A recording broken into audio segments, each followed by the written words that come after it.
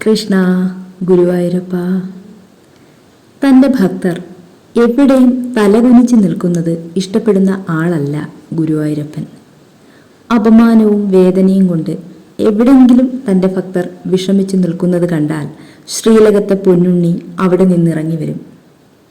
ഭക്തർക്ക് വേണ്ടത് ചെയ്തിട്ടേ ഭഗവാൻ അകത്തേക്ക് പോകൂ. ഗുരുവായൂർ ക്ഷേത്രത്തിൽ തൊഴുത ശേഷം പ്രസാദമൂട്ട് കഴിക്കാൻ പോയ ഒരു ഭക്തയ്ക്കുണ്ടായ കൃഷ്ണാനുഭവമാണ് പറയുന്നത്. പലതവണ ഗുരുവായൂർ ക്ഷേത്രത്തിൽ ദർശനം നടത്തിയിട്ടുണ്ട്. പക്ഷേ ഒരിക്കലും ഭഗവാന്റെ അന്നം കഴിക്കാനുള്ള ഭാഗ്യം ഉണ്ടായിട്ടില്ല. വലിയ ആഗ്രഹമായിരുന്നു ഭഗവാന്റെ അന്നം ഒരു പിടിയെങ്കിലും കഴിക്കണമെന്ന്. പക്ഷേ ഒരിക്കലും അതിന് സാധിച്ചിട്ടില്ല. ഇത്തവണ ഭഗവാന്റെ അന്നം കഴിച്ചേ മടങ്ങി വരൂ എന്ന് മനസ്സിൽ ഉറപ്പിച്ച ശേഷമാണ് ക്ഷേത്രത്തിലേക്ക് പോയത്. കണ്ണനെ തൊഴുത ശേഷം കണ്ണൻ്റെ പ്രസാദമൂട്ട് കഴിക്കാനായി പോയി വരി നിന്നു. ഏറെ നേരം വരി നിന്ന ശേഷമാണ് പ്രസാദമൂട്ട് കൊടുക്കുന്ന ആ വലിയ ഹാളിൻ്റെ സമീപം എത്താൻ സാധിച്ചത്. അവിടെ എത്തിയപ്പോൾ എല്ലാവരെയും ടോക്കൺ വാങ്ങിച്ചാണ് അകത്തേക്ക് കയറ്റുന്നത്. വരിയിൽ നിന്നപ്പോൾ എല്ലാവർക്കും ക്ഷേത്ര ജീവനക്കാരൻ ടോക്കൺ നൽകും. തൻ്റെ ഊഴമെത്തിയപ്പോൾ കയ്യിലിരുന്ന ടോക്കൺ അവിടെ നിൽക്കുന്ന ജീവനക്കാരനെ കൊടുക്കാനായി നോക്കി. അന്നദാനം കഴിക്കാനുള്ള ടോക്കൺ കൊടുത്താൽ മാത്രമേ ആ ഹാളിലേക്ക് കയറാൻ സാധിക്കുകയുള്ളൂ. അങ്ങനെ ജീവനക്കാരന് ടോക്കൺ കൊടുക്കാനായി നോക്കിയപ്പോൾ ടോക്കൺ കാണുന്നില്ല. കുറച്ച് മുൻപ് വരെയും കയ്യിലുണ്ടായിരുന്നതാണ്. പേഴ്സിലെല്ലാം നോക്കി, അവിടെയെല്ലാം നോക്കി, കാണുന്നില്ല.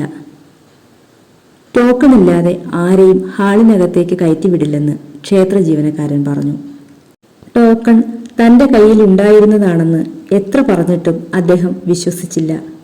നിങ്ങൾ കൃത്യമായി വരി നിന്നിട്ടുണ്ടാവില്ല, വരിയുടെ ഇടയ്ക്ക് കയറിയതാവും, അതാണ് ടോക്കൺ കിട്ടാത്തത് എന്ന് അദ്ദേഹം പറഞ്ഞു.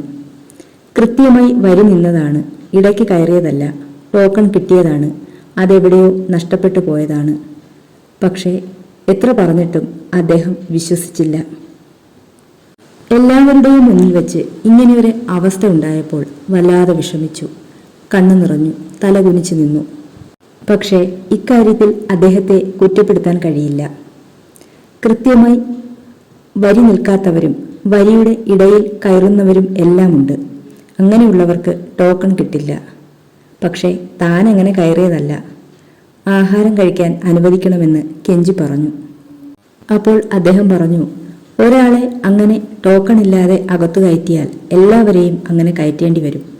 അദ്ദേഹം പറയുന്നത് ശരിയാണ്. വല്ലാത്ത വിഷമത്തോടെ വരിയിൽ നിന്നും പുറത്തിറങ്ങി.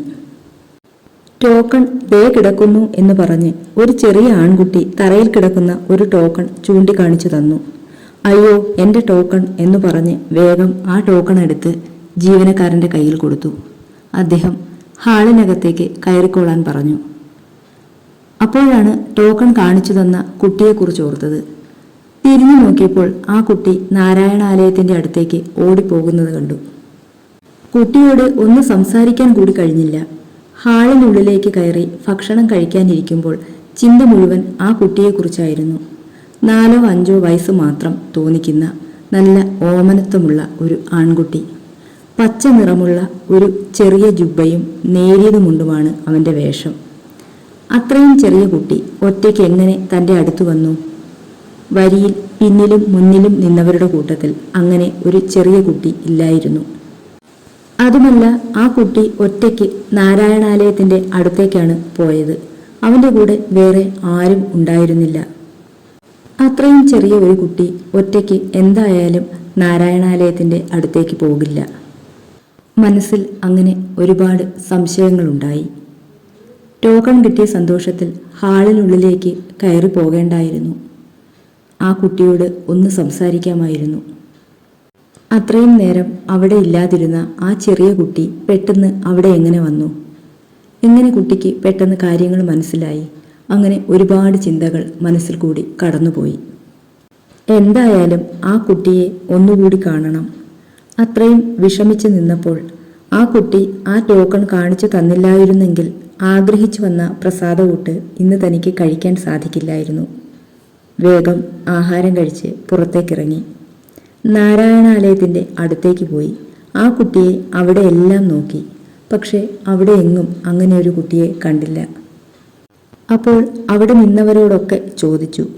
അങ്ങനെ ഒരു പച്ച ജുബ്ബയും നേരിയത് മുണ്ടും ധരിച്ച 4-5 വയസ്സ് പ്രായം തോന്നിക്കുന്ന ഒരു ആൺകുട്ടിയെ അവരാരും അവിടെ കണ്ടിട്ടേയില്ല എന്ന് പറഞ്ഞു. ശരിക്കും അപ്പോഴാണ് മനസ്സിലായത് തൻ്റെ കയ്യിൽ ടോക്കൺ എടുത്തു തന്ന ആ ചെറിയ കുട്ടി ആരായിരുന്നു എന്ന്. ആരെയാണോ താൻ തേടി വന്നത്, ആരുടെ അന്നം കഴിക്കാനാണോ ആഗ്രഹിച്ചത്, ഊണിലും ഉറക്കത്തിലും നെഞ്ചിനുള്ളിൽ കൊണ്ടു നടക്കുന്നത് ആരെയാണോ, ആ ചെന്താമര കണ്ണനാണ് വിഷമിച്ചു നിന്ന തൻ്റെ അടുത്തേക്ക് ഓടിയെത്തിയത്.